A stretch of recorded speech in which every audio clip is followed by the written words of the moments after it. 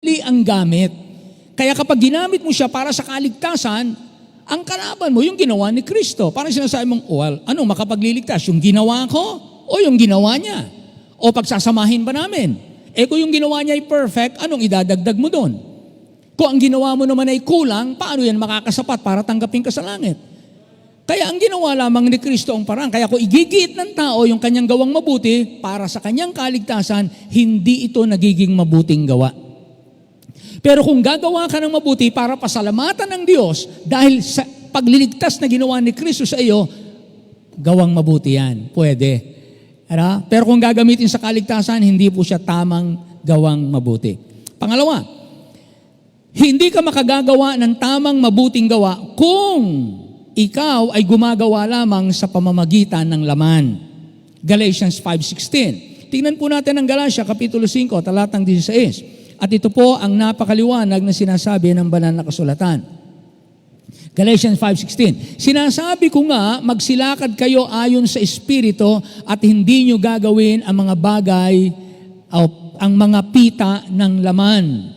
May mga tao po na gumagawa na nasa laman. Sabi rito sa verse 17, for the flesh lusteth against the Spirit and the Spirit against the flesh. And these are contrary the one to the other so that you cannot do the things that you would.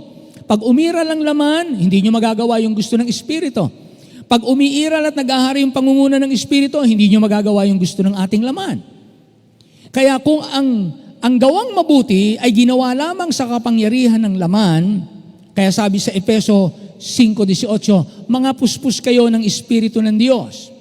Kasi po, in the power of the Holy Spirit lamang tayo pwedeng makagawa ng gawang mabuti sa paningin ng Diyos. Kapag ginawa natin ang gawang mabuti, na tayo narito sa kaharian ng kadiliman, wala naman tayong Espiritu ng Diyos, pero gumagawa rin tayo ng mabuti, natulong din tayo sa kapwa, hanggang dito lang po ang reward niyan sa langit. Wala po yan sa lupa. Wala po yan sa langit. Dito lang yan sa lupa. Hindi mo yan magagamit para dalhin ka sa langit. Dito lang yan sa lupa. At pagdating sa langit, wala ka rin tatanggaping gantimpala doon kasi hindi po yan makakaabot sa langit. Hanggang dito lang po yan may reward sa lupa. Kaya para po tayo makapaglingkod, makagawa ng mabuting gawa, kinakailangan muna magkaroon tayo ng tamang kaligtasan. Pangalawa, kinakailangan tahanan tayo at pangunahan ng Espiritu ng Diyos. Pangatlo, hindi rin tayo makagagawa ng tamang mabuting gawa kung ang hinahanap natin ay sariling kapurihan. Galatia Kapitulo 2, talatang 10. Ito po ang sabi sa Galatians chapter 2 and verse 10. Chapter 1 and verse 10. 1:10. For do I now persuade men or God? Or do I seek to please men? For if I yet please men, I should not be the servant of Christ. Hindi ito paglilingkod. Kapag ang hinahanap ko ay lugurin tayo ng tao, kapag hinahanap ng tao ay purihin siya ng tao, hindi na po ito paglilingkod sa Diyos. Tumitigil na po na ito ay tanggapin at kalugdan ng Diyos. Kaya anumang inyong gagawin, huwag nyo nga hanapin na tayo'y purihin. Basta gawin lang po natin para mapuri ang Panginoon, gawin natin para paglingkuran ng Panginoon, gawin natin sa kapangyarihan ng Espiritu ng Diyos, at gawin natin ang mabuti dahil tayo'y Kanyang iniligtas. Hindi para maligtas.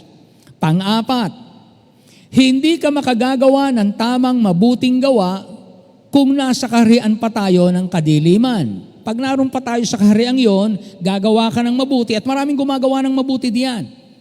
Pero yung mabuting gawa natin dito, nung tayo naririto pa, yung gawa natin dito, hindi ito mabuting gawa sa paningin ng Diyos. Kaya ang tawag ng Biblia, lahat ng kanilang gawang katuwiran ay maruming basahan sa paningin ng Diyos.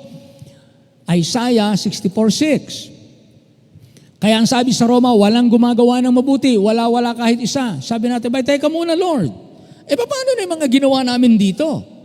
Bakit mo sinusulat niya na walang gumagawa ng mabuti? Ang dami namin ginawang mabuti. Ang tinutukoy ng Diyos, ibang gawang mabuti sa gawang mabuti dito. Yung gawang mabuti dito, na sa tingin natin ay mabuti, nakakatulong sa kapwa, pero kasama nito, nagkakasala din tayo, at tayo likas ng mga makasalanan, hiwalay sa Diyos, spiritually dead, walang Espiritu ng Diyos, sariling kapurihan, ang napupuri.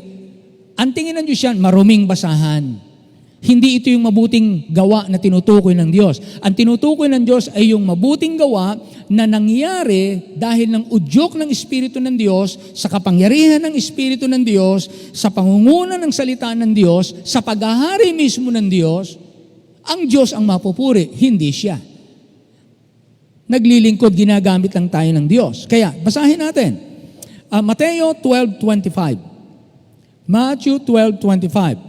Ito po ang sabi, at pagkaalam niya ng mga iniisip nila, ay sinabi niya sa kanila, ang bawat kahariang nagkakabahabahagi laban sa kanyang sarili ay mawawasak. Ang bawat bayan o bahay na nagkakabahabahagi laban sa kanyang sarili ay hindi mananatili. Verse 26, at kung pinalalabas ni Satanas, si Satanas, siya nababahagi laban sa kanyang sarili, paano ngang mananatili ang kanyang kaharian? Nililiwanag po ng Panginoong Hesukristo na si Satanas ay may kanyang kaharian. At ang lahat ng tao na hindi pa nakaranas ng muling kapanganakan ay nasa ilalim o loob ng kanyang kaharian. Kaya nang tayo po ipanganak, wala tayo sa kaharian ng Diyos. Tayo po yung nasa kaharian ni Satanas. Nasa kapangyarihan tayo ng kadiliman. Manganak tayo ng pagsuway. Ito ang ating buhay. Nasa ilalim tayo ng kaharian ng Diyos. Kaya kinakailangan po dumating si Jesus para tayo palayain. Na ano po ang ginawa ni Jesus? Colosas Kapitulo 1, talatang 13. Tingnan po natin. Colosas 1:13. Ito po ang nakalagay dito. Na siyang nagligtas sa atin sa kapangyarihan ng kadiliman. At naglipat sa atin, kita niyo po yon, naglipat, hindi mo ililipat at naroon din sa dating lugar. Ang sabi dito, naglipat sa atin sa kaharian ng anak ng kanyang pag-ibig. Mula sa kaharian at kapangyarihan ng kadiliman, nang tanggapin natin si Kristong tagapagligtas, gumagawa na tayo dito ng mabuti, ha? Pero sa laman, nang tayo ipanganak na muli ng kayo, tsaka ako'y maligtas, inilipat ako ng Diyos sa kaharian ng Diyos, sa kaharian ng kagilagilalas na liwanag ng Panginoon. At dito ngayon tayo, iba ang kalagayan natin dito kasi may ibang patakaran dito, may ibang energy, how to do it. Doon, power of the flesh, dito, power of the Holy Spirit. Doon, kanya-kanya nating gusto, dito, kung ano yung gusto ng Diyos. Kaya magkaiba po. Kung wala pa tayo dito sa kaharian ng kanyang anak, ibang mabuting gawa ang ginagawa natin. Narito, gumagawa rin tayo ng mabuti, pero ibang mabuting gawa po yon. Ito ang sinasabi ng Panginoon na gawang mabuti na gawin natin habang may pagkakataon tayo. Panglima, hindi ka makagagawa ng tamang mabuting gawa kung hindi pa nangyari ang muling kapanganakan. Bakit po? Roma 5:6. Wala kang sariling lakas na iyong sarili. Roma 5:6. Tingnan niyan dito. For when we were yet without strength, in due time Christ died for the ungodly. Dito po, wala tayong lakas, wala tayong power. Magawa natin yung nagagawang mabuti na gusto ng Diyos. Wala po. Yung sinasabi niyang without strength, mental strength, verbal, physical strength, nakagagawa din naman tayo, nakakaisip tayo ng mabuti, nakakapagsalita rin tayo ng mabuti, nakakatrabaho tayo ng mabuti, dito, sa kaharian ni Satanas. Pero tayo lang yan, sa sarili nating lakas. Now, this time, iba po ito. Dito, sa kaharian ng Diyos, ganun din. Meron ka ding kaisipan, meron ka ding salita, meron ka ding lakas na gumawa ng mabuti. Anong kaibahan? Yung kapangyarihan ninyong dalawa para yan gawin, magkaiba ng pinagmumulan. Ito galing sa kapangyarihan ng laman, ito galing sa kapangyarihan ng Espiritu. Ito ay nangyari sa likas mong kapanganakan o kalagayan bilang taong makasalanan. Ito naman sa bagong likas na na kay Kristo. Ito na kay Adan ka, ito na kay Kristo ka. Ibang gawang mabuti po ito na itinuturo sa mga mananampalataya. Kaya kung dito, nung tayo hindi pa mga anak ng Diyos, mga kapatid, gumagawa na tayo ng mabuti sa ating pananaw. Ngayon, meron tayong tamang gawang mabuti, totoong gawang mabuti na pwede nating magawa ng tama sa paningin ng Diyos. Yan po yung gawang mabuting pinag-uusapan natin. Kaya, yung isa, human good works, ito, divine good works. Kaya sinasabi ni Apostle Paul, I am what I am by the grace of God. Kaya lamang natin nagagawa ang mga bagay na yan ay dahil ng biyaya o tulong ng Diyos. Ngayon po, ang ating pagtuunan ng pansin, dahil ang gawang mabuti, 5 bagay po na ibig ko pong pagtuunan natin ng pansin. Tungkol sa gawang mabuti. Number 1, ang paggawa ng mabuti ay tulad sa pagtatanim. Yan po ang sabi sa Galatians chapter 6, verse 7. Huwag kayong padaya, ang Diyos ay hindi na pabibiro sapagat ang lahat ng esik ng tao ay siya naman niyang aanihin. So mga kapatid, lahat kayo, bilang mga mananampalataya, pwede tayong maghasik, magtanim ng mabuting gawa. Now, ayon po sa 7 laws of sowing and reaping, kinuha ko po yung kanilang 7 laws sa isang mangangaral. Ang sabi po ng isang mangangaral ganito, we reap only what has been sown. Ang anihin mo lamang ay ang iyong itinanim. We reap the same kind as we sow. We reap in a different season than we sow. We reap more than we sow. We reap in proportion to what we sow. We reap the full harvest of the good only if we persevere. We cannot do anything about last year's harvest, but we can do about this year's harvest.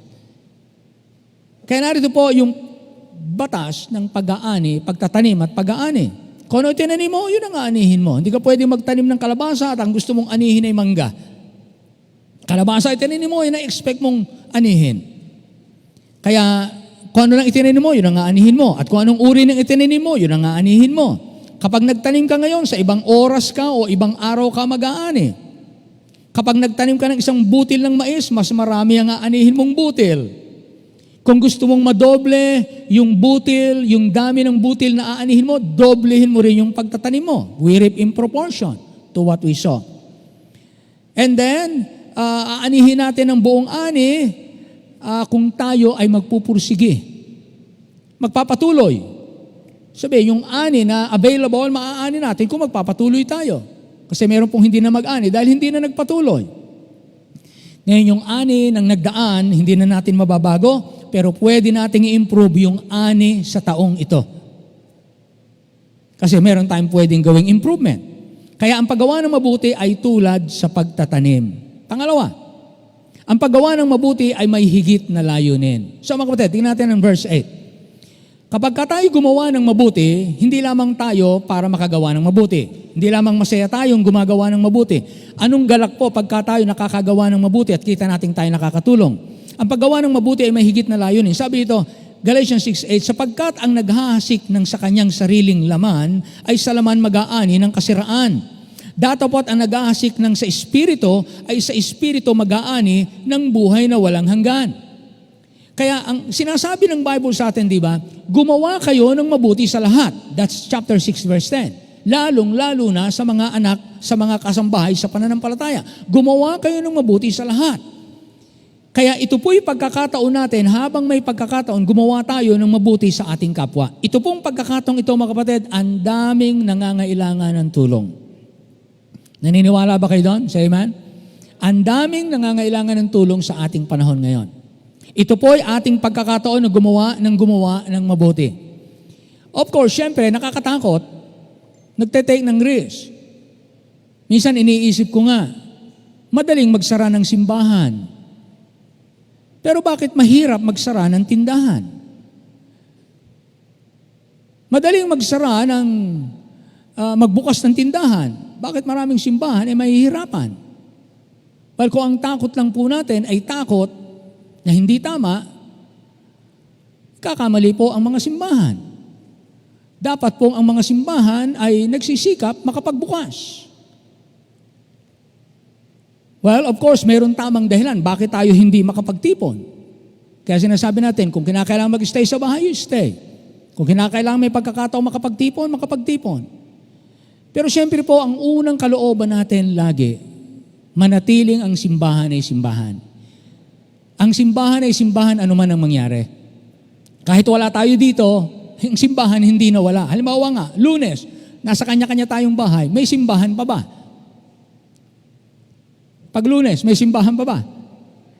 Yes, because you are the church. Parang pa pinag-usapan natin, halimbawa, ang pamilya de la Cruz, Juan de la Cruz, ang mga anak niya ay nag-abroad. Ang natira lang yung mag-asawa. Meron pa bang de la Cruz family? Yes. Nasa iba't ibang lugar lang, pero nag-i-exist pa rin ang de la Cruz family. Ganon din po ang church. The church still exists. And the church can still function as a church. Kaya napakahalaga po na kung may pagkakataon na tayo magtipon. Kung may pagkakataon na tayo makapanatili sa tahanan at yun ang best para sa ating tahanan, stay. Of course, hinihingi ng pagkakataon sa ngayon. Pero, ano po ang layunin nating lahat? Kaya kayo nasa tahanan, kaya tayo nakakapunta rito simbahan, wala tayong pagkakaiba, walang mas magaling. But as a church, ang sabi ng Biblia, ang paggawa ng mabuti, meron tayong higit na layunin. Hindi lang para magtipon, hindi lamang para makapakinig at manambahan, kundi ang sabi rito, para mag-ani ng walang hanggang buhay. Kapag gumawa tayo ng mabuti, mga kapatid, sa lahat ng tao, ang isang maaasahan po natin, meron pong makakakilala sa Panginoon. Yun ang ating hinahangat, mga kapatid, as a church. Mapalad tayo kapag tayo dudulog sa ating kainan, di ba? Di ba tuwan-tuwa kayo? Di ba feel na feel ninyo ang pagiging mapalad ninyo? Kapag uupo kayo sa lamesa ninyo, ang pagkain hindi nyo hihintayin kung kailan darating. Ang pagkain nariyan inihahay ng inyong magulang, ng inyong kapatid, ng inyong kasambahay. Andyan luto na, kakainin, i-enjoy natin. Habang tayo nananalangin, nagpapasalamat, kumakain, yung iba nag-iiyakan pa, saan kukuha ng kakainin? Kaya ramdam natin ang pagiging mapalad natin. Amen? Kaya pag nagpasalamat tayo, mga kapatid, hindi lamang tayo nagpapasalamat may pagkain, but Lord, you made us really blessed, na talagang may karapatan kaming magpasalamat. Andito ang aming pamilya, nakasilong kami sa maayos na tahanan, kumakain kami sa malinis na hapagkainan, kumakain kami ng mga bagong lutong pagkain. Samantalang pag iniisip natin ng iba, saan kaya sila kukuha ng kakainin? Yung iba. Kaya nga po sa paggawa natin ng mabuti as a church, tayo naman ay magkakaroon ng iisang kaisipan, gagawa tayo ng mabuti para maabot natin sa pananampalataya ang mga tao.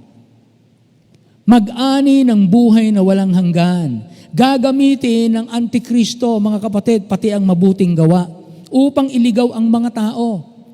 Pero tayo, gagawa tayo ng mabuti para magkamit sila ng buhay na walang hanggan at mag-ani tayo ng buhay na walang hanggan at mag-ani din tayo sa buhay na walang hanggan. Meron tayong reward sa Diyos. Sabi sa John chapter 5 verse 43, "Naparito ako sa pangalan ng aking Ama at ayaw ninyo akong tanggapin. Kung iba ang pumarito sa kanyang sariling pangalan, siya ninyong tatanggapin." Darating po sa kasaysayan ng Israel na ngayon tinatanggihan nila si Jesus Christ na ating Panginoon. Si Jesus na ipinako sa krus, namatay, inilibing at nabuhay na muli, tinatanggihan nila as a Messiah. Pero darating po ang Antichrist. Sa kanyang pangalan, in His own name, pupunta siya. At iyan ang paniniwalaan na tatanggapin ng Israel. For the first 3.5 years ng paghahari ng Antikristo, tatanggapin po yan. At ngayon po, kung sino-sino po ang nagbo-volunteer na sila ang Christ, sila ang sagot, sila ang solusyon, marami po ang nagbo-volunteer. Salamat po. Ang totoong opisina ng Misaya ay hindi po bakante. Amen? Hindi po kinakailangan may mag-apply sapagat hindi po kinakailangan ng bagong Misaya. Meron po tayong totoong Misaya, ang Panginoong Hesus. Now, 2 Corinthians 11:14. Tingnan niyo po ito. 2 Corinthians 11:14. Yang mabuting gawa na sinasabi ng Diyos na ating gawin habang may pagkakataon tayo sa lahat ng mga tao upang mag-ani tayo ng buhay na walang hanggan at mag-ani rin tayo sa walang hanggang buhay, hindi yan ang nakapagliligtas. meron kayong reward sa langit, at maakay natin ang mga tao, ang isang mabuting gawa, mga kapatid, ay ang mag-akay ng mga kaluluwa. At kung ano man ang gagawin nating mabuti ay upang ang mga kaluluwa ng mga tao, maituro natin kay Jesus dahil yun ang pinakamahalaga, bukod sa ilalagay sa tiyan, ay yung pangangailangan ng kanilang kaluluwa. Anong pakinabang na busog ang tao, tapos itatapon mo lamang sa impyerno? Naalala po natin si Judas. Si Judas po'y mataba. Nagbigti. Sa kanyang katabaan, nabali yung sanga. Bumagsak siya sa bangin. Nagsambulat ang kanyang bituka. Anong pakinabang ng tayo malusog, tayo busog, tayo may pilak, pero tayo nasa ilalim ng sumpa ng pot ng Diyos? Now, 2 Corinthians 11:14, at hindi katakataka sapagkat si Satanas man ay nagpapakunwaring anghel ng kaliwanagan. Hindi malaking bagay nga na ang kanyang mga ministro naman ay magpakunwari na waring ministro ng katuwiran na ang kanilang wakas ay masasang-ayon sa kanilang mga gawa. May mga ministro si Satanas. May mga lingkod din si Satanas na nagkukunwaring ministro ng katuwiran. Kaya maging ang mabuting gawa ay ginagamit po ni Satanas. Kaya nga ang sabi sa 1 John 3:8, the Son of God appeared to destroy the works of the devil. Yung pagkukunwari. Kaya kapag kayo ay mananampalataya na, inalis kayo ng Diyos sa pagkaalipin sa pagkukunwari. Alam niyo po, madali sa ating magkunwari nung tayo naririto. Mahilig tayong magkunwari. Pero pagka tayo po ay mananampalataya na, binabagabag ka at hindi mo na gusto ang buhay pagkukunwari. Gusto mong mabuhay na sa liwanag. Doon sa dilim, madali magkunwari. Dito sa kaharian ng Diyos, gusto nating mabuhay sa liwanag. Gusto nating maging tapat. At nagsisikap tayo sa biyaya ng Diyos, sa Espiritu ng Diyos, sa salita ng Diyos, sa tulong ng Diyos, mabuhay ng tapat at manatiling tapat hanggang sa siya ay bumalik. Yan po ang buhay ng Kristiyano. Kaya kung meron pong mga taong nabubuhay sa pagkukunwari, ang sasaliksikin natin, nasaan kaharian ka? Narito ka ba sa dilim? Talaga bagang ikaw ay ligtas? Hindi mo magagawa na maging tunay na Kristiyano pag ikaw ay nagkukunwari lamang at hindi ka tunay na naligtas. Baka akala mo ay ligtas ka. Eh kung akala mo ligtas ka, pero ang buhay mo'y buhay mapagkunwari, abay magsaliksik. Amen? Sapagkat alam ng bawat Kristiyano na talagang naligtas, hindi na siya nagkukunwari. Talagang buhay niya ito. Pagka siya may pagkakamali, aminado siya, Lord, forgive me. Talagang, Lord, forgive me. And then, iiwanan mo yung mali. Talagang, tatanggihan mo na yung mali. Yan yung talagang may Espiritu ng Diyos. Pero pag walang Espiritu ng Diyos, kagalakan ng tao magkunwari. Sa dalawang bagay. Nagkukunwari ditong matuwid. Nagkukunwari siya'y taga rito, pero siya'y taga ron. Maaaring siya'y nadaya, hindi niya alam na siya pala hindi ligtas. Kaya saliksikin ang sarili. Ano? Okay, pangatlo po. Ang paggawa ng mabuti ay dapat panatilihin. Dapat nating panatilihin. Ang paggawa ng mabuti ay mahigit na layunin. Sabi sa Galatians 6:8, pag-aani sa buhay na walang hanggan. Pangatlo, ang paggawa ng mabuti ay dapat nating panatilihin. Look at verse 9. Sabi rito, at huwag tayong mga pagod sa paggawa ng mabuti. Sapagkat sa kapanahunan, magsisipag-ani tayo kung hindi tayo manghihimagod. Kung hindi tayo manghihimagod. Siyempre po, pag nanghihimagod ang tao, nagiging quitter, nagkukwit tayo. We quit. Nanghihimagod tayo. At siyempre, kapag tayo po nanghihimagod, ang katulad natin, ang description ng Bible, parang garter na wala ng, hindi mo na mabanat bang ganon. Lumuwag na yung garter. Yan. May babasahin po ako sa inyo ng isang illustration. A recent television documentary pointed out that the cheetah survives on the African plains by running down its prey. Parang ano to parang pusa. Na yung cheetah. Para siyang, hindi naman siya mukhang tiger, pero kapamilya siya ng mga cat family. Malaki siya, di ba? Mahaba ang kanyang katawan, slender siya, at siya ay mabilis tumakbo. Ang bilis niyang manghabol ng kanyang bibiktimahin. Mabilis siya. Na ito po ang sabi rito. A recent television documentary pointed out that the cheetah survives on the African plains by running down its prey. The big cat can sprint 70 miles per hour. Yung kanyang bilis ng takbo niya, 70 miles per hour. Wow, ang bilis, ha? Ganyan siya kabilis, tumakbo. But, eto po ang kambyo. But, the cheetah cannot sustain the pace for long. Ganon siya kabilis, pero hindi niya kayang tumakbo ng ganong kabilis ng matagalan. Ayun ang kanyang weakness. Pag humaba ang oras ng habulan, hindi niya kaya. Hindi niya kakayanin. Pero mabilis siya tumakbo. Pero pag tumatagal na habulan, hindi na kaya ng cheetah. Makakatakas yung kanyang hinahabol. So ito pong sabi rito.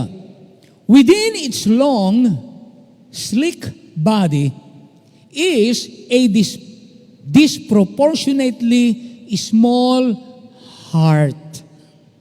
Yun ang problem pala ng cheetah. Mabilis siya, pero maliit lamang ang kanyang puso. Hindi po proportionate sa mahabang habulan, matagal na habulan. Pero sapat para sa mabilis na habulan. Pero hindi sa matagalan. Which causes the cheetah to tire quickly. Unless the cheetah catches its prey in the first flurry, it must abandon the chase. Pag hindi niya nahuli sa unang habulan, kinakailangan niya ng iwanan dahil hindi niya kakayanin ng matagalang takbuhan. Sometimes, Christians seem to have the cheetah's approach to ministry or to service.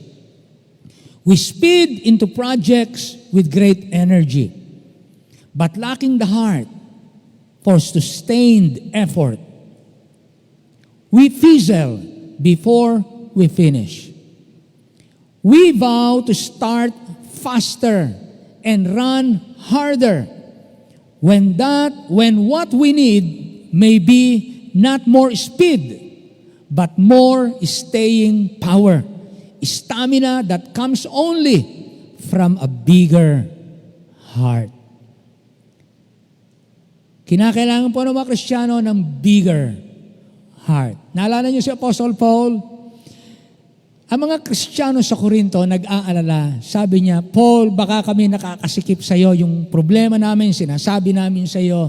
Baka yung ayaw na namin sabihin sa iyo mga problems kasi baka mabigat na yung problema. Sabi na Apostle Paul, no, my heart is enlarged. My heart is enlarged. So mga kapatid, kaya pala ng Panginoon gawin na bigyan tayo ng mas malaking puso para tayo makatagal sa paglilingkod. Kahit maraming alalahanin, maraming sakit, maraming tampuhan, maraming kabigatan, maraming katitisuran, pag ang puso mo nag-enlarge, kaya mo yon. Kaya mo. Kaya natin. Amen? Kaya po may mga malalaking project na hindi kakayanin po ng iba. The problem is not money. The problem is the heart problem. A small heart cannot stay for long. Bibigay at bibigay siya. So para maging matatag, kailangan nating alamin at panghawakan ang salita ng Diyos. Kinakailangan po dumami ang salita ng Diyos na nananahan sa ating puso, and the Word of God can enlarge our heart. Bibigyan kayo ng mas malaking puso. Kailangan nating ipasakop sa Diyos ang anumang ating kinatatakutan. Lahat tayo may takot. Pero yung takot na yan ipinasasakop sa Diyos para ang puso natin lalong lumaki. Kailangan nating mapuspos ng banal na Espiritu. Ipalagay natin sa kontrol ng Espiritu ng Diyos ang ating buhay para yung ating puso magkaroon ng extra space. Hindi na yung ating lakas magmahal, kundi yung lakas ng pagmamahal ng Diyos na inilagay ng Espiritu ng Diyos sa atin, yun na ang ating iibig sa mga tao na hindi naman natin kakilala o kaya ay hindi naman mabuti sa atin o sa lipunan. And then, kailangan nating manalig ng walang alinlangan sa Diyos para magawa po ang mga bagay na hindi natin kayang gawin. Mark chapter 11 verse 22, at pagsagot ni Jesus ay sinabi sa kanila, magkaroon kayo ng pananampalataya sa Diyos. Hindi nila kayang gawin yon. Hindi nila kayang gawin. Pero sabi ng Panginoon, manalig kayo sa Diyos. Sabi niya, paano nangyari na ito'y natuyo? Yung igos. Kahapon lang sariwa. Sabi niya, manalig kayo sa Diyos. Kahit nga ang bundok, kaya niyong paurungin, of course, figuratively. Ano mang malalaking bagay, ano mang imposibleng bagay, kapag binigyan ka ng Diyos ng pagkakataon, manalig ka, it will happen. Well, unti-unti ng Diyos pinapangyayari sa atin. Of course, mga kapatid, we still have, in a year 20, 21, 22, we only have 2 years left para matapos natin ang bayarin sa lupang ito. We only have, I think, more than 11 million. So we pray for that. Nawa, matapos po natin ito. Kung hindi man, tapusin na ng rapture. Bahala na sila dito. Kung may maiwan man sa atin, bahala na kayo. Naway walang maiwan. Amen? So lahat ng tiyak kayong kasama sa rapture, say amen. Ayan, salamat po. Doon na tayo magkita-kita. Sabi nga nila, alam nyo, malapit nang dumating ang panahon sa mga nangyayaring ito. Well, purihin ang Panginoon. Matthew 19:25, at nang marinig ito ng mga alagad, lubhang na nagtaka ng nagsipagsabi, sino nga kaya ang mga liligtas? Sabi ng Panginoon, mas madali pa sa kamelyo pumasok sa butas ng karayom kaysa ang mayaman pumasok sa karya ng Diyos. Abay, yung kamelyong literal, ganung kalaki, papasok sa butas ng karayom, talaga imposible. Sabi nila, yung karayom na tinutukoy, yung needle's eye, yun daw ay gate sa Israel, na ang tawag ay needle eye. Para makapasok dun yung camel, kinakailangan siya yumuko at alisin yung mga pasan. Pero hindi kinakailangan dun ng impossibility eh. Kasi nakakapasok ka, alisin lang pala pasan eh. So I believe na tinutukoy ng Panginoon ay literal. First interpretation of the Bible is literal. Na sinasabi ng Bible, hindi kayang gawin ng tao, pero pwedeng gawin ng Diyos. Kaya ang talagang needle dito ay talagang karayom. Sa aking pagkaintindi ha.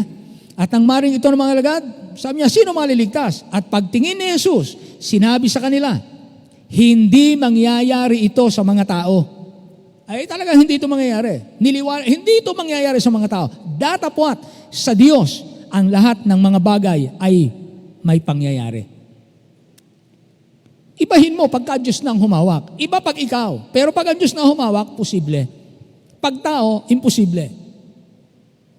Sa mga kapatid, kinakailangan lamang po, para tayo makagawa ng mabuti, dapat nating panatilihin yung gawang mabuti. Sikapin natin sa abot ng ating magagawa sa ating sarili, sa ating pamilya, sa ating iglesia, sa ating bayan, sa ating hanap buhay. Gumawa kayo ng mabuti. At ang tinutukoy nating mabuti, hindi yung gawang mabuti dito. Gawang mabuti dito. Na may reward sa langit. Gawang mabuti na naglalapit ng mga tao sa Panginoon at tagapagligtas na inyong pinaglilingkuran at nagligtas sa inyo. Mag-aani kayo sa buhay na walang hanggan. Pangapat, ang paggawa ng mabuti ay sa atin ibinilin. Look at Galatians 6:10.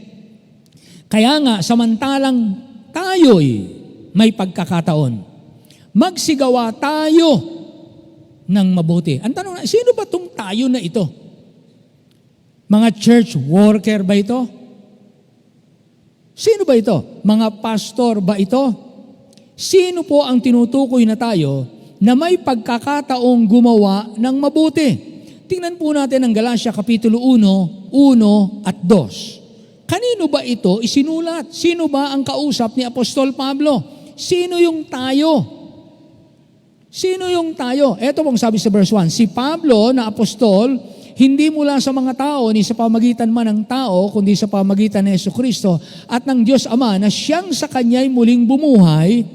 Verse 2, kaya si Pablo at ang lahat ng mga kapatid na kasama ko, so si Pablo, yung mga kasama kong mananampalataya, kapatid, sinong sinusulatan at kausap? Sa mga iglesia ng Galatia. Hindi lang po isang church. Churches. Kaya ang paggawa ng mabuti ay ibinilin sa churches, sa mga iglesia ng Galacia. At tayo po'y naniniwala na ito po'y iglesia ng Panginoon at tayo bilang isa sa iglesia ng Panginoon, kabilang tayo sa mga dapat magpanatili ng gawang mabuti. Sa atin ibinilin ang paggawa ng mabuti. Sa atin ibinilin. Kayo ba ay magbibilin sa mga taong walang kakayahan? Isipin natin.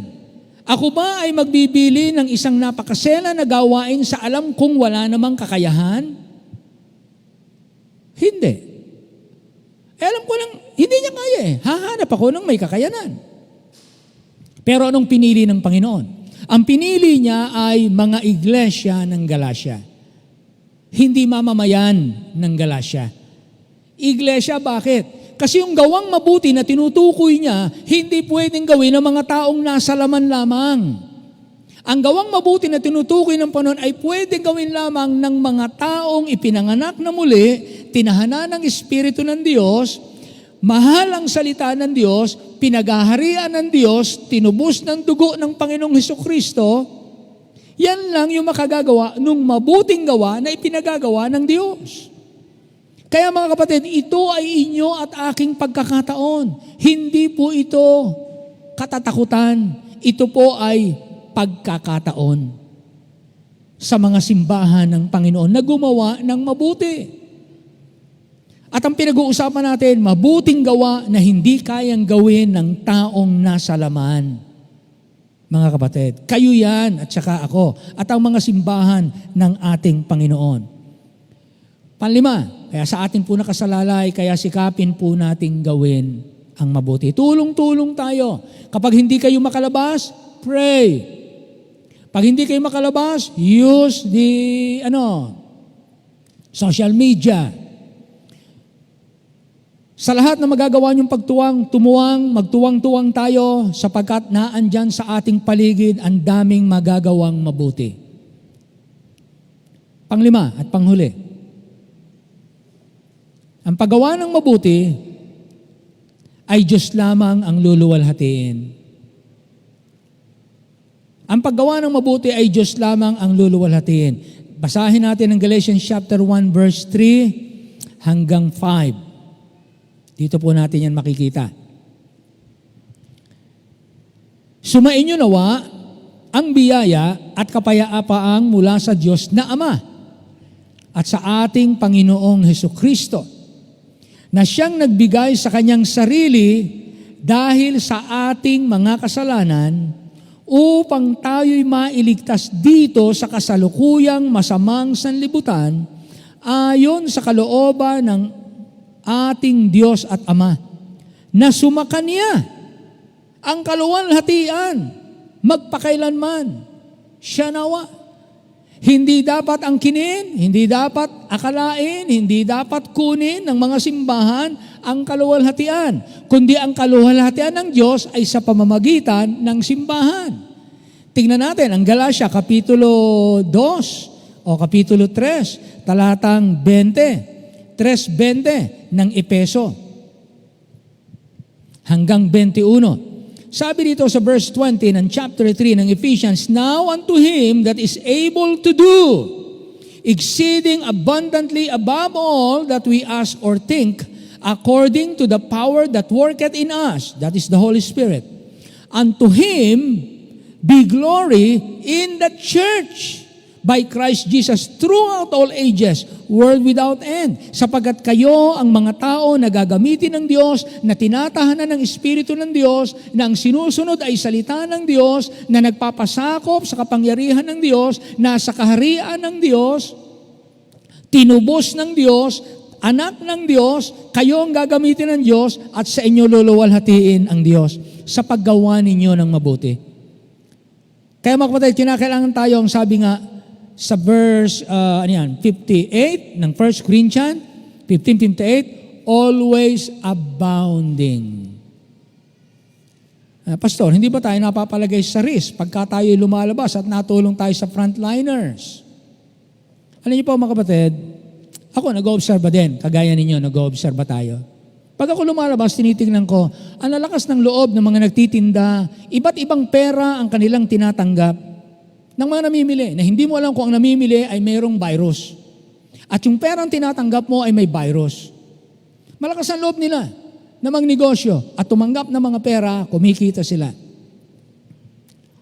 Nakikinabang naman tayo dahil malalakas ang loob nila. Mapalad tayo kung hindi tayo mahahawa sa pera o hindi tayo mahahawa sa mga produkto na hinawakan nila. Kung sino man. Pero sinasabi ko po, nagagawa nila, merong risk. Nagagawa ng mga nagwawalis, merong risk. Nagagawa na nagtitinda ng saging, merong risk. Anyan sila nakatambay, puro saging ang tinda. Yung iba, puro gulay ang tinda. Nagagawa nila yung risk. Ang aking tanong, anong nagbibigay sa kanila ng lakas ng loob na kahit may risk na sila'y may mahawa, nariyan sila sa kalsada? Ano nagbibigay sa kanila ng lakas ng loob? Hindi ba sila natatakot na sila isang araw ay pwedeng mahawa? Of course, natatakot din sila. Pero anong merong lakas na na-overcome nila, na nagagawa nilang naandyan nakalantad sa kalsada? Naghahanap buhay. Ano naman ang magagawa ng simbahan? Ano naman ang lakas? Ano naman ang lakas ng loob ng simbahan, ng mga mananampalataya para tumuwang sa mga taong nasa kalsada? Takot na tayo'y mahawa? Magandang mag-ingat. Pero hindi po yun ang pinakamaganda. Ako po ang tatanungin natin ng Biblia, maganda pong mag-ingat. Gawin natin lahat ng mabuting pag-iingat. Pero hindi po ang pag-iingat ang pinakamaganda. Kung sa pag-iingat wala na tayong magagawang mabuti dahil ingat na ingat tayo na ayaw nating magsilabas ng bahay, lumalabas lamang tayo pag tayo mamimili. Kung yun lamang ang motibo natin, i-preserve ang ating sarili, ito'y hamon, hindi ito magagawa ng lahat. And I'm not expecting na lahat makakagawa. Pero gusto kong gisingin po ang ilan sa inyo o ang iba pa sa inyo na may kakayanan na ibinigay ang Diyos. Do more for God. Do more for others. If others can do it, we can do it. So mga kapatid, hindi kayong lahat, ulitin ko po, hindi lahat tayo makagagawa. I'm not expecting, I'm not telling lahat tayo gawin natin yon. May mga hindi dapat gumawa nun. May mga hindi kayang gumawa nun. Pero kung yung may kakayanan ay kayang gumawa, pero natatakot lang, overcome your fear. If you can do it, do good for the Lord's glory and for the sake of those who are outside na nangangailangan. Tumarbaho tayo. Ako po, pagka uwi kami, talagang iniisip ko rin. Minsan, isang gabi umuwi ako, masakit yung throat ko. Sabi ko, patay. Ito na yata. Ito na yata yung hindi ko gustong mangyari. Pero kung ito yung mangyayari, so be it. So, nung gabing yon, inom na ako ng maiinit, kumuha ako ng asin, kalahating sakong asin. Pero hindi ko lahat inilagay. Kumuha ako ng konti. Inuha ko ng mainit. Tulog na ako. Nabukasan, okay na uli ako. Tanong uli sa pulis. Kahit nahihilo, kahit may vertigo, okay lang. Sige, hanggang kaya. Tulog lang. Buti, pagkatapos, okay na. Pero ganyan lang po mga kapatid. Yan lang po ang buhay paglilingkod. Narito po tayo. Meron kayong kaya. Yung kaya ninyong gawin, gawin po ninyo. Pag hindi nyo kayang lumabas, mag-minister sa labas, kung ano yung pwede nyo magawin, you pray. Padala kayo ng pantulong sa panggastos natin. Padala kayo ng goods. Magagawa nyo lahat, do it. Conforme sa inyong kakayanan. Ang sinasabi po natin, ang gawang mabuti, pagkakataong ibinigay ng Diyos sa atin. Amen? Yung magawang mabuti, ibinigay ng Diyos na pagkakataon sa atin.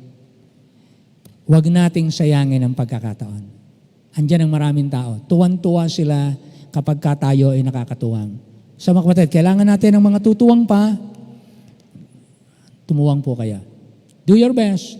Katunayan, kaya naman natin ito nagagawa, marami tayong katuwang sa simbahan. Tuloy lang po kayo. Tuloy lang po tayo. Kahit po tayo, marami sa atin walang trabaho, yung iba kung ano-ano, but do your best. Ama naming Diyos, maraming salamat po sa iyo. I-bless niyo po ang inyong mga anak, patuloy na maligaya po, na nakilala ka, maligayang kasama ka, maligayang tumatanggap ng mabubuting bagay. Nagpapasalamat po kaming lahat. Wala kami sa ospital, wala kami sa nakakatakot na kalagayan. Malaya kaming mag-enjoy ng meron kami na tinanggap mula sa iyo. Malaya kami na makapaglingkod at umabot ng mga tao. Tulong-tulong po kami as a church.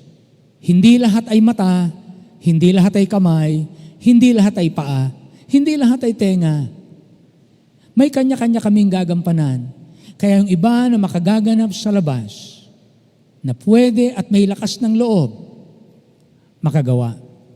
Yung iba na makapagkakaloob, magkaloob. Yung iba na makakapanalangin, walang maipagkaloob, manalangin. Yung iba na makapagpupuri, magpuri. Ano mang pwede naming maging bahagi?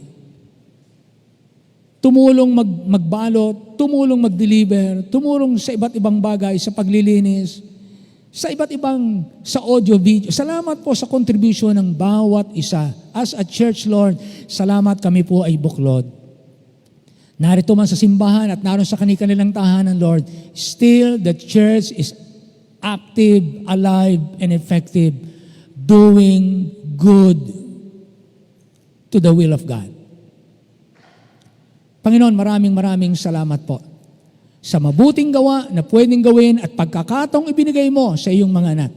Magawa po namin itong patuloy hanggang sa ikaw ay bumalik. Maraming salamat po. Pinupuri ka namin. I-bless you po ang inyong mga anak. Maging bless kami lalo sa aming community. Ingatan niyo ang aming mga seniors. Keep them safe, Panginoon, sa kanya-kanyang tahanan. Keep them safe sa kanya-kanyang trabaho, ang mga nagtatrabaho. Keep them safe, ang mga taong nakapaglilingkod sa labas, sa aming mga kababayan, sa aming mga kapatiran. Tulungan niyo po kami na ang gawang mabuti, lalong sumagana sa aming sariling tahanan, sa sariling simbahan, sa aming bayan, at sa maraming mga simbahan. Hinihiling namin ang lahat ng ito na nagpapasalamat sa inyo dahil sa iyo nagmumula ang aming lakas, sa iyo nagmumula ang mga pagpapala. Ikaw ang dapat pong purihin. Ito po ay aming dalangin sa pangalan lamang ng aming Panginoong Hesus. Amen. Amen. Tayo po ay tumayong lahat, mga kapatid. Tayo po ay umawit sa lahat ng gawang mabuti. Awitin po natin yung to the work, to the work, to the work, to the work. Tayo po ay patuloy na maglingkod. Ako ay nagpapasalamat sapagkat bagamat pinayagan tayo ng mga pulis, Lord, sabi nila, Pastor, kahit hanggang alas 6 kayo, wala namang kami naman ang narito eh. Kami naman ang narito. Pero sabi ko, ayaw naming labagin yung oras ng hindi kami maging magandang halimbawa. So, salamat sa Panginoon. Awitin natin, everyone. To the work, we are servants of God. Let us follow the path that our Master has trod. With the palm of His counsel, our strength to renew. Let us do with our might what our hands find to do. Toiling on, toiling on, toiling on, toiling on. Let us hope, yes, amen. Let us watch and labor till the Master comes. Amen. To the work, let the hungry be fed. And of life, let the weary be led. In the cross and His banner, our glory shall be. While we herald the tidings, salvation is free. Toiling on, toiling on, toiling on, toiling on. Let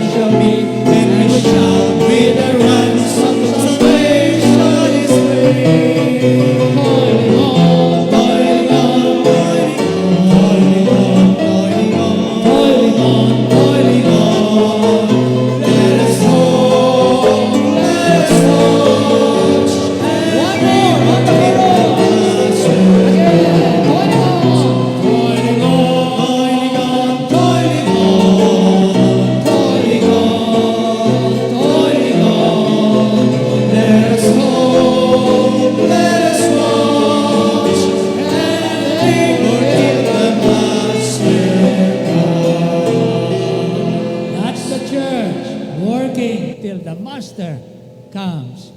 Amen, amen. Tayo po ay magtitipon po ng ating mga kaloob. Shall we pray? Pasalamat po tayo. Hilingin mo natin, Brother William, will you please come? Pasalamatan mo ang ating mga kaloob. Ipag-pray po ang ating mga kapatid at mga kapatiran na nanonood. Kasama natin sa live stream. Iba'y talagang kahit gustuhin nila, talagang sila naka-lockdown. Let's pray na merong salamat po, merong pong ganitong live streaming. Brother William, please.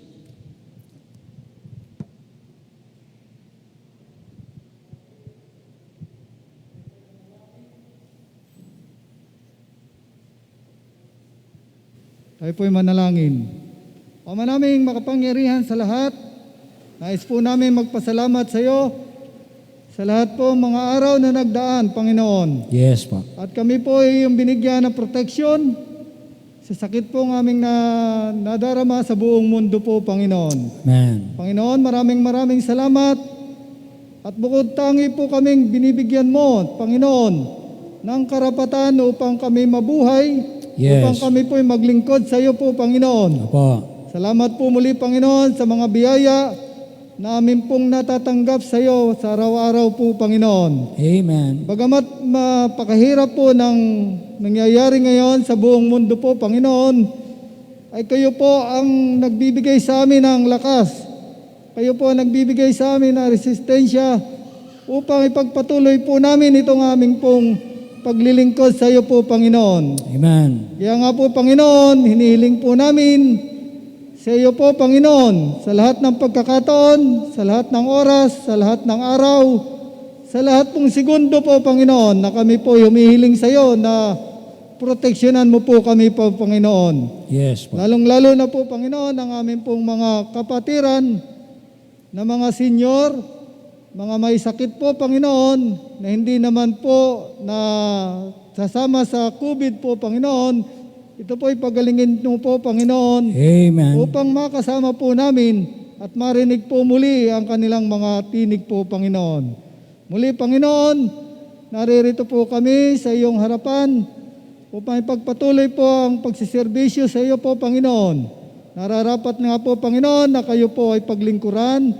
At tanggapin mo po, Panginoon, ito pong aming mga alay, tithes and offering, Amen. upang ito po ay makapaglugod, upang ito po ay magamit ng aming pong simbahan sa lahat po ng pangangailangan po, Panginoon. Amen. Muli, Panginoon, maraming salamat po.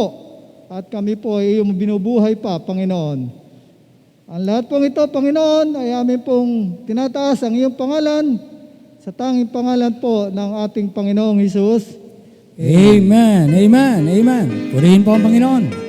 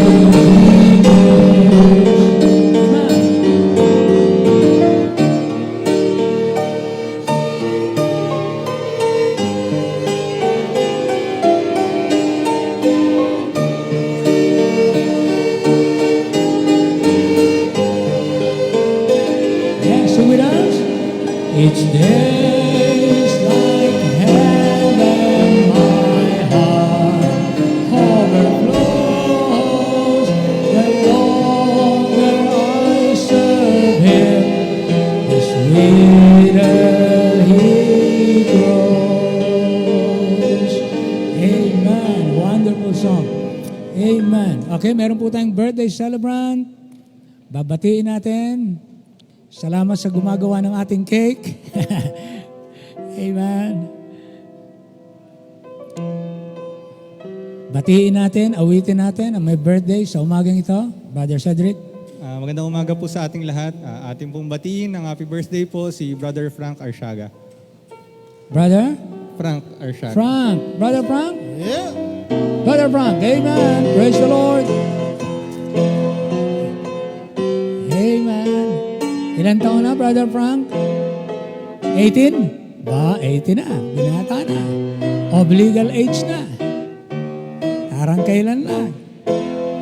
Amen.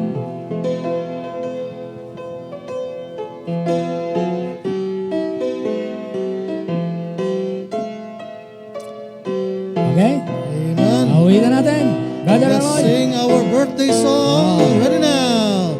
Once again, Hands, that come. Clap your hands. Amen. Once again, the time has come. What a lovely gift from Jesus. He has given you one more year. Amen. Happy time, your birthday. Happy time this year. What a lovely gift from Jesus. He has given you one more year. Happy birthday to you.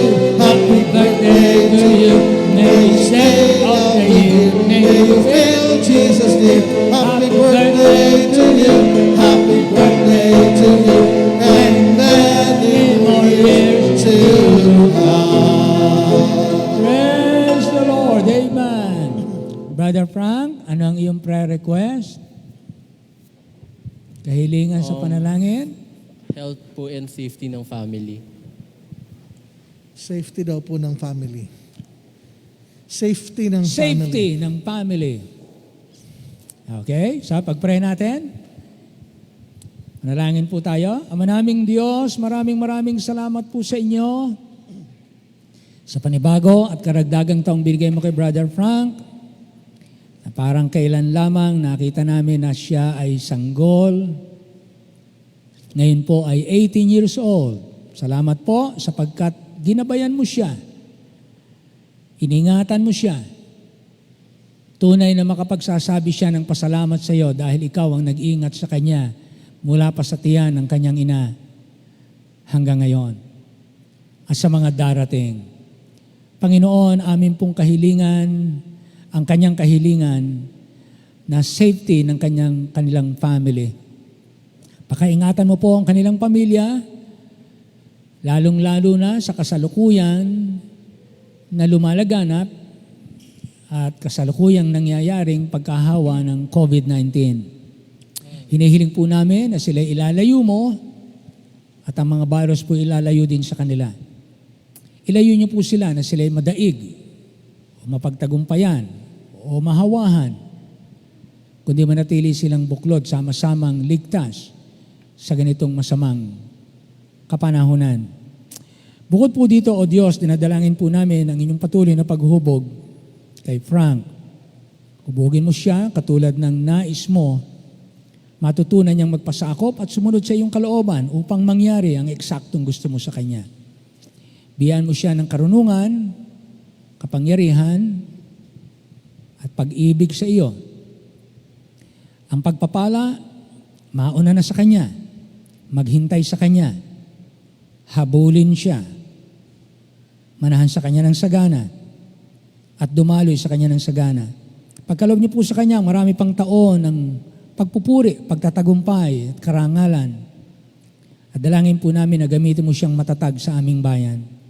I-bless niyo po sa pagpasok at paglabas sa bayan, siya'y pagpapalain at magiging pagpapala. Dalangin namin ang lahat ng ito na nagpapasalamat sa inyo, maging anuman ng kanyang course na kukunin at pinag-aaralan, ito po'y matapos niya ng buong kahusayan.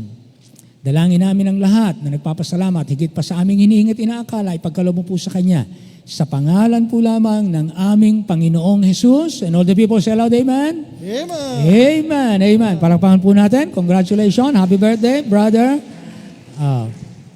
Amen. Okay po. So, salamat ng marami. Again, ang ating pong next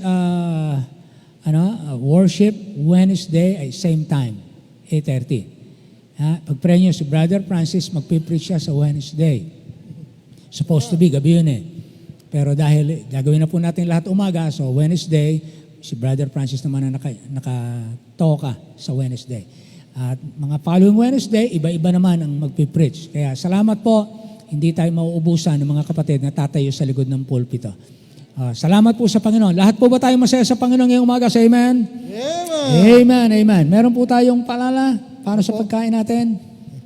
Dito na tayo lahat kakain, ano? Opo. Okay, so lahat na po dito nakakain. Opo, yun po yung isa sa mahalagang paalala. Lahat ay inaayayahan po na dito na po mag-lunch para sa pag-uwi natin sa bahay ay wala ng mga paghahandaan pa. Yung ating pong kitchen crew ay naghanda ng tanghalian para sa lahat po na nandito. Po? Excuse po. Bilin po sa atin ng pulis. Huwag tayong magsabay-sabay ng paglabas. At wala pong lalabas na naglalakad.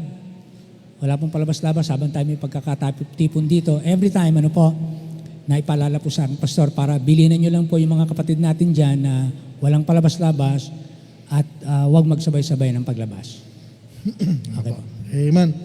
So kung kayo po ay walang sasakyan na pumunta rito, ay just let us know para po pag-uwi kayo po ay maihatid naman.